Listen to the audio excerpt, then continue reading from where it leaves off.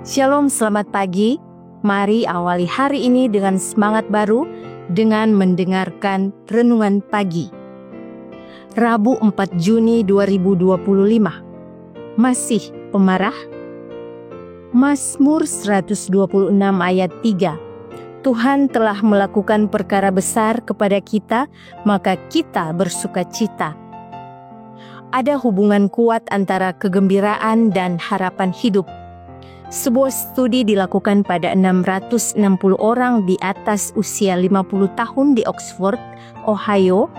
Pada tahun 1975 mereka menjawab pertanyaan yang berkaitan dengan beberapa hal, termasuk sikap mereka tentang penuaan. Peneliti memeriksa untuk melihat peserta mana yang masih hidup pada tahun 1998 dan mereka mencatat ketika yang lain telah meninggal. Ternyata mereka yang memandang penuaan sebagai pengalaman positif rata-rata 7,5 tahun hidup lebih lama. Ini adalah keuntungan yang jauh lebih besar dibandingkan apa yang dapat diperoleh dari menurunkan tekanan darah atau menurunkan kolesterol yang masing-masing dapat menambah 4 tahun dalam hidup Anda. Ini juga mengalahkan olahraga, tidak merokok, dan menjaga berat badan yang sehat, strategi yang dapat menambah 1 hingga 3 tahun. Jika Anda bangun pagi ini dengan lebih sehat daripada sakit, Anda lebih diberkati daripada 1.000.000 orang yang tidak dapat bertahan hidup dalam seminggu. Jika Anda tidak pernah mengalami bahaya pertempuran, kesepian di penjara, penderitaan karena penyiksaan, atau rasa sakit karena kelaparan, Anda berada di depan 500 juta orang-orang di dunia. Jika Anda dapat menghadiri gereja tanpa takut dilecehkan, ditangkap, disiksa, atau takut akan kematian, Anda lebih diberkati dari 3 miliar orang di dunia. Jika Anda memiliki uang di bank dan di dompet serta uang kembalian ketika membeli makanan, Anda termasuk di antara 8% orang-orang kaya di dunia. Saya harap Anda tidak lagi menggerutu. Mungkin ini saatnya menuliskan beberapa hal yang bisa Anda syukuri.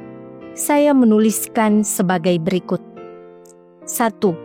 Untuk pajak yang saya bayar, karena itu berarti saya masih bekerja. 2. Untuk kotoran yang saya harus bersihkan setelah acara pesta, karena itu artinya saya dikelilingi oleh teman-teman. 3. Untuk baju-baju yang sudah agak sempit, karena itu berarti saya punya cukup makanan. 4. Untuk halaman rumput yang butuh dipotong, jendela yang perlu dibersihkan, dan talang yang perlu diperbaiki, karena itu artinya saya mempunyai rumah. 5. Untuk semua keluhan yang saya dengar tentang pemerintah, karena itu berarti kita punya kebebasan berpendapat. 6. Untuk tempat parkir yang saya temukan di ujung tempat parkiran, karena itu berarti saya telah diberkati dengan transportasi. 7. Untuk orang di belakang saya di gereja yang bernyanyi dengan suara sumbang, karena itu artinya saya bisa mendengar.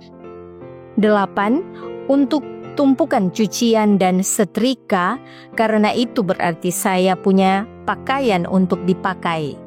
9. Untuk kelelahan dan nyeri otot di penghujung hari, karena itu berarti saya mampu bekerja. Lihat, berapa banyak lagi hal yang dapat Anda tambahkan ke daftar bersyukur ini, dan kemudian ucapkan terima kasih kepada Tuhan. Tom Moster.